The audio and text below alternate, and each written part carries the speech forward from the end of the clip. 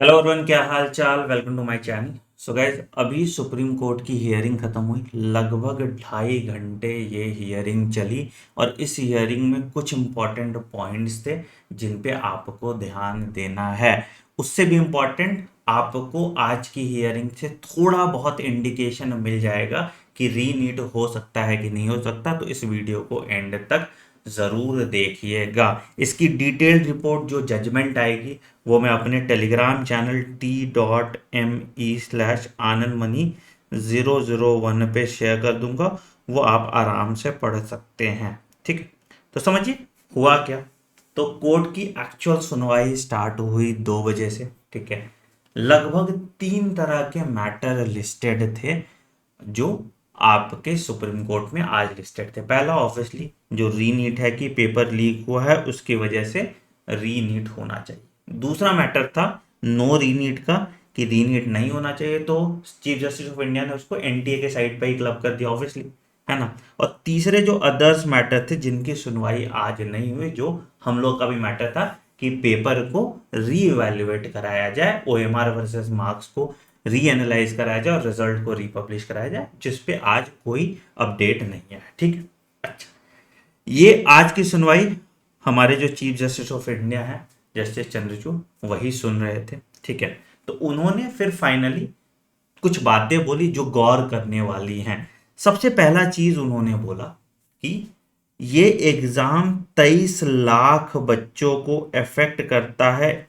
इसलिए रीनीट कराना last resort होगा। पूरी रिकॉर्डिंग है जो उन्होंने बोला है, तो मेरे चैनल पे जाओगे 2 घंटे का पूरा स्ट्रीम है। तो रीनीट लास्ट रिजॉर्ट उन्होंने बोला, अगर कुछ नहीं बचेगा तो रीनीट कराएंगे। किस किस केस में रीनीट करा सकते हैं वो उसने मेंशन किया। क्या बोला उन्होंने? पहला चीज उन्होंने बोला कि रीनीट तब कराएंगे, पहला, कि जब पेपर लीक मास लेवल पे हुआ है, मतलब उसको ट्रेस नहीं कर सकते। ठीक है, अब इस पे भी उन्होंने क्राइटेरिया बताया कि किस बेसिस पे पेपर लीक हुआ है, मतलब किस टाइम पे हुआ है। ठीक है, क्या मोड था, कि इलेक्ट्रॉनिक मीडिया पे हुआ, डिजिटल मीडिया पे हुआ, क्या मोड था।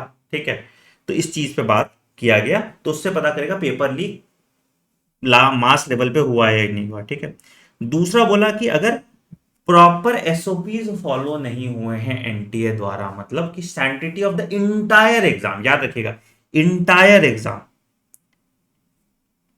अगर कॉम्प्रोमाइज हो रहा है तो उस केस में ये रीनीट का ऑर्डर दे देंगे। और तीसरा बात इन्होंने बोला कि अगर हम सेपरेट नहीं कर सकते जो कल्प्रिट है, मतलब जिन्होंने चीटिंग की है, ठीक है, तो जो चीटिंग जिन्होंने की है या जो बेनिफिशियरी हैं इसके, उनको हम अगर सेपरेट नहीं कर सकते तो उस केस में हम री एग्जाम के लिए बोलेंगे। जो मैंने तुम्हें पहले भी बोला था यही होने वाला है, राइट। अच्छा, ठीक है। एनटीए ने बोला कि पेपर लीक नहीं हुआ है। ठीक है, पहले क्या हुआ कि जो पिटिशनर्स थे उन्होंने वो इकोनॉमिक ऑफेंस यूनिट जो बिहार का था, है ना, उनका आर्टिकल दिया जहां पे लिखा हुआ था कि 5 तारीख के सुबह उनके मोबाइल पे पेपर आया। बट बाद में इकोनॉमिक ऑफेंस यूनिट का एक आर्टिकल था क्लैरिफाई करते हैं कि उन्होंने कोई प्रेस रिलीज जारी ही नहीं किया है। तो एनटीए ने बोला कि भैया पेपर लीक नहीं हुआ है, और अगर हुआ भी है तो एक ही जगह हुआ है, दैट इज पटना।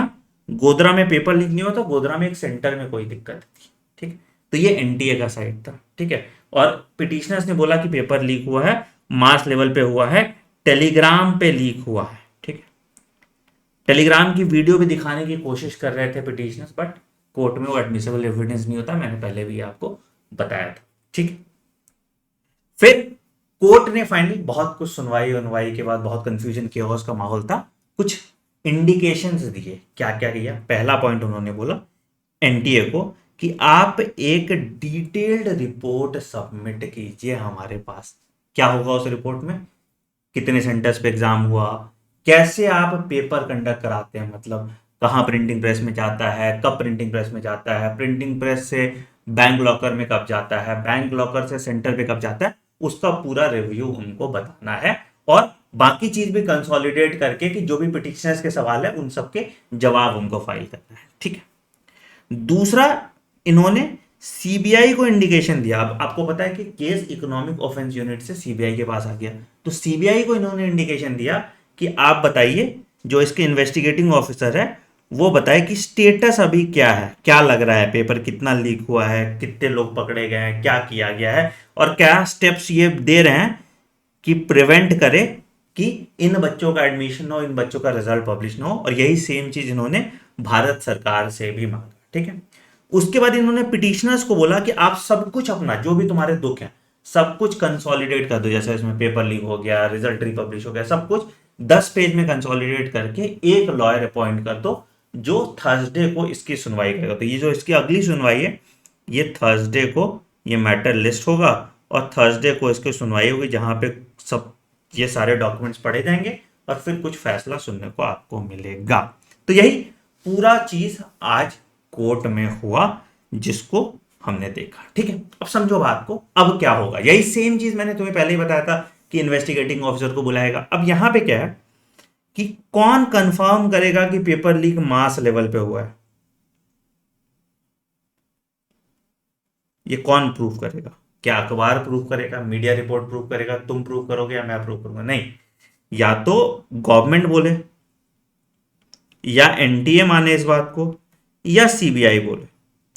अगर सीबीआई का जो इन्वेस्टिगेटिंग ऑफिसर है वो जजमेंट दे देता है कि भाई पेपर लीक मास लेवल पे हुआ तो रीनीट हो जाएगा। अगर एनटीए मान लेती है कि पेपर लीक मास लेवल पे हुआ तो रीनीट हो जाएगा। अगर सरकार मान लेती है कि पेपर लीक मास लेवल पे हुआ तो रीनीट हो जाएगा। बट अगर सरकार और एनटीए को मानना ही होता तो पहले एग्जाम कंडक्ट करा देते। अब सीबीआई भी भारत सरकार के अंतर्गत आती है, वैसे तो autonomous body, but majorly Bharat सरकार के अंतर्गत आती है। तो मेरा जहां तक मानना है, हो सकता है मैं गलत हो सकता हूँ, मेरा जहां तक मानना है कि इनके जो इन्वेस्टिगेटिंग ऑफिसर का भी जो रिपोर्ट होगा, and I think one of the reason why this case was transfer to CBI कि सरकार के कंट्रोल में चीजें रहें, तो इनके जो इन्वेस्टिगेटिंग ऑफिसर्स का जो रिपोर्ट होगा वो भी यही चीज रिकमेंड करेंगे कि हाँ सर कहीं पे इरेगुलरिटीज थी, हमने उस इरेगुलरिटीज को फिक्स किया, हम जांच जारी कर रहे हैं और हम इंश्योर करेंगे कि सभी लोग पकड़े जाएंगे जिन्हों भी पेपर लीक में इन्वॉल्व हैं, और जो स्टूडेंट ने इसका फायदा उठाया था उनका रिजल्ट को हम डीबार करते हैं। कोर्ट अगर इससे संतुष्ट हो जाता है तो then there will be no re NEET. अगर कोर्ट इससे संतुष्ट नहीं होता तो then they might order a re NEET. But 3 बार चीफ जस्टिस ऑफ इंडिया ने चीज कहा कि रीनीट इज लास्ट ऑप्शन। ठीक है। तो चांसेस रीनीट के बेटा बहुत कम है, जो मैं सुबह शुरू से बोलता आ रहा हूं और जिसके लिए मुझे तुम लोग बहुत गालियां भी देते हो। मेरा पर्सनल ओपिनियन नहीं है बेटा, कोर्ट कैसे प्रोसीड करता है, गवर्नमेंट कैसे काम करता है, उसके बेसिस पे एक लॉजिकल एक्सप्लेनेशन मैं आप सबको देने की कोशिश करता हूं। ठीक है। तो ये पूरा समरी था सुप्रीम कोर्ट का। थर्सडे को क्या होगा और जो पूरा ऑर्डर है वो ऑर्डर भी मैं अपने टेलीग्राम चैनल पे डाल दूंगा। अब समझो, तुमने पूरा जून का महीना बर्बाद कर दिया नीट रीनीट में। अगर जो बच्चे ड्रॉप ले रहे हैं, ठीक है, और ढंग से पढ़ना चाहते हैं, मैं तुमको एक ऑप्शन देता हूं। हमने आपके लिए एक नया बैच लॉन्च किया जिसका नाम है निश्चय बैच। ठीक है। पहले 300 स्टूडेंट्स के लिए इस बैच की प्राइस भी हमने कम कर दी है। इस बैच की प्राइस सिर्फ 3999 कर दी है, जिस अफोर्डेबल हो जाएगा। क्या करना है आपको, आपको कोड, जब यहाँ पे कूपन कोड होगा, कूपन कोड यूज करना है निश्चय, NISCHAY, और ये आपका 3999 का हो जाएगा। ठीक है। ये बैच आपका 15 जुलाई से स्टार्ट हो रहा है। सब लोग जानते हैं निश्चय बैच पिछले साल बहुत अच्छा रिजल्ट दिया था उन्होंने, और अगर खुदा ना खास्ता रीनीट होता है तो आपके पूरे बैच की फीस 100% रिफंड हो जाएगी। थर्सडे तुमको पता ही चल जाएगा। ठीक है। बट मैं नहीं चाहता तुम थर्सडे तक वेट करो और पढ़ना रोक दो। तो पहले 300 बच्चों को हमने 3999 में ये कोर्स दे दिया। कैसे पढ़ाते हैं, क्या पढ़ाते हैं बेटा, 600 घंटे का लाइव लेक्चर है। ठीक है। 20,000 क्वेश्चन प्रैक्टिस करेंगे, 8C+ प्रैक्टिस टेस्ट दोगे, और हमारी जो पूरी टीम है निश्चय की, वही टीम आपको यहाँ पे पढ़ाती है। पूरा शेड्यूल देखोगे तो आपको पता चलेगा। ठीक। कैसे इनरोल कर सकते हो, यहाँ पे आपको जाना है वेबसाइट पे, जाइए anandmani.in पे, ANANDMANI.in पे चले जाइए। ठीक है। पहला ही वेबसाइट आ जाएगा। ठीक। यहाँ पे आप चले जाएंगे, यहाँ पे नीट कैटेगरी सर्च करेंगे, यहाँ पे आपको निश्चय का बैच दिख रहा होगा। व्यू डिटेल में जाएंगे, आपको पूरा कोर्स दिख जाएगा, कौन सा कोर्स चल रहा है, कौन सा क्लास चल रहा है, वो पूरा सीक्वेंस में आपको दिख जाएगा। ठीक है, यहाँ पे बाय नाउ पे क्लिक करेंगे, बाय नाउ पे अपना मोबाइल नंबर डालेंगे और वहाँ पे अप्लाई कोड का ऑप्शन आएगा, अप्लाई कोड का ऑप्शन डालेंगे तो ये जो 5999 का प्राइस है वो 3999 का हो जाएगा। कोड यूज करना है निश्चय, NISCHAY। ठीक है, एक और चीज़ मैं क्लैरिफाई कर देना चाहता हूँ उन बच्चों को जो बहुत ज्ञान देते हैं मुझे कि सर को अपना कोर्स बेचना होता है इसलिए सर रीनीट के अगेंस्ट है। देखो, मेरा कोई पर्सनल एजेंडा नहीं होता यार रीनीट के अगेंस्ट या रीनीट के साथ, मैं बस इंफॉर्मेशन आपको देने की कोशिश करता हूँ। अगर मैं रीनीट को सपोर्ट कर रहा होता ना तो मेरा इनफैक्ट ज़्यादा भाव बढ़ता, ज़्यादा फॉलोअर्स बढ़ते हैं। ठीक है, बट मुझे पता है इससे टाइम वेस्ट होगा तुम्हारा और मैं चाहता हूँ तुम वापस पढ़ना स्टार्ट करो। अगर रीनीट होता तो मैं क्या कोर्स अपना नहीं बेच सकता था, 1 महीने का क्रैश कोर्स भी हो जाता प्लस मेरा फुल ईयर का कोर्स भी बिक जाता। तो रीनीट होने से तो टीचर्स का ज़्यादा फायदा था, रीनीट होने से इंस्टीट्यूशन का ज़्यादा फायदा था। तो अपना अकल मत लगाओ, जितना बोल रहा हूँ उतना सुनो। और अभी बच्चे हो बेटा, है ना, आपको गाइडेंस की ज़रूरत है तो फोकस में पढ़िए और नीट एग्ज़ाम फोड़िए। इस साल जो हुआ वो बहुत ख़राब हुआ सभी बच्चों के लिए, मतलब कुछ भी जजमेंट आ जाए, एक सेगमेंट ऑफ बच्चा हमेशा दुखी रहेगा, बट इसके कारण हम पढ़ना थोड़ी छोड़ देंगे, हमारा जो सपना है डॉक्टर बनने का हम उसको थोड़ी छोड़ देंगे। तो जो भी आपको डिसीजन लेना है आप डिसीजन लेना स्टार्ट कीजिए, जिंदगी को रोक के मत रखिए, एंजाइटी में मत रहिए, परेशान मत रहिए। बाकी थर्सडे को जो आउटपुट आना है आइए। अगर आप मेरी बात से सहमत हो और आपको लगता है मैंने एग्जैक्टली जो बोला था वही आज जजमेंट में है तो कमेंट सेक्शन में बताइएगा। Take care, bye bye, have a great day, thank you.